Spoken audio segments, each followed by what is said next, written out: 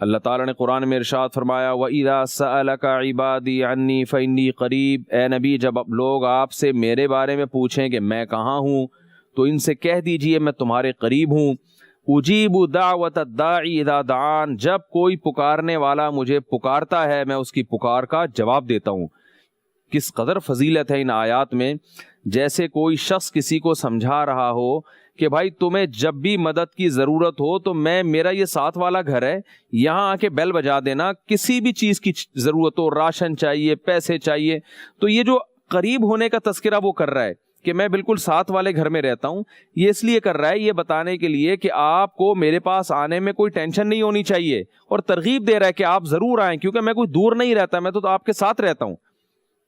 تو اللہ بھی ان آیات میں اپنے بندوں کو ترغیب دے رہے ہیں اور اپنے حبیب صلی اللہ علیہ وسلم کو فرما رہے ہیں کہ آپ میرے بندوں سے کہہ دیجئے کہ جب بھی وہ میرے بارے میں مجھ سے پوچھے تو ان کو بتا دیں کہ میں تمہاری شہرک سے بھی زیادہ قریب ہوں، اور جب بھی تم مجھے پکارو گے میں تمہاری پکار کا جواب دوں گا.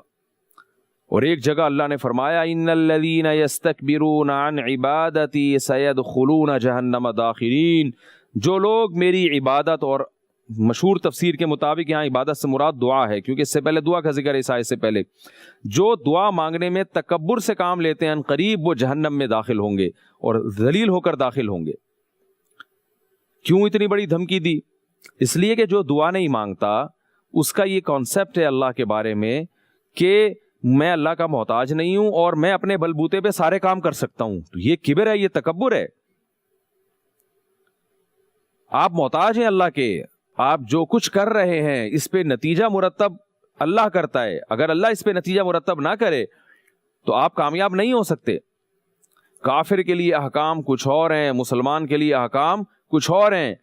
کافر تو اللہ کو مانتا ہی نہیں ہے، مسلمان جو اللہ کو مانتا ہے اس کا اللہ سے دعا نہ مانگنا اللہ کو بہت ناپسند ہے، اس پہ اللہ کا غضب آتا ہے.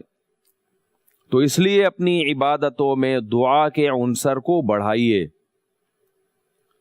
بہت سے لوگ یہ کہتے ہیں ہم تو دعا مانگتے ہیں ہماری دعا قبول نہیں ہوتی.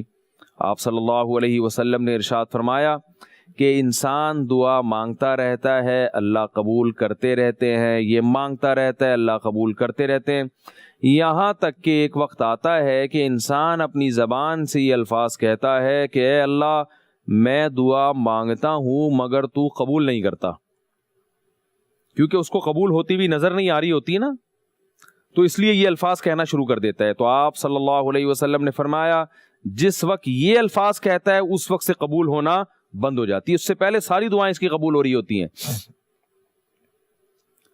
تو یہ کہتا کیوں ہے؟ اگر قبول، سوال پیدا ہوتا ہے کہ اگر اس سے پہلے کی دعائیں اس کی قبول ہو رہی تھیں تو پھر اس نے یہ کیوں کہا کہ اللہ میں دعا مانگتا ہوں قبول نہیں ہوتی؟ یہ اس لیے کہا کہ اس کا یہ خیال ہے کہ جو چیز میں جیسے مانگوں گا بعینہ ایز اٹ از اللہ اس دعا کو قبول کریں گے، جبکہ ایسا ہے نہیں. اللہ تعالیٰ کی حکمت کاملہ اس بات کا تقاضا کرتی ہے کہ ہر بندے کو اس کی مانگی ہوئی چیز اسی طرح نہ دے دی جائے ورنہ نظام عالم خراب ہو جائے گا.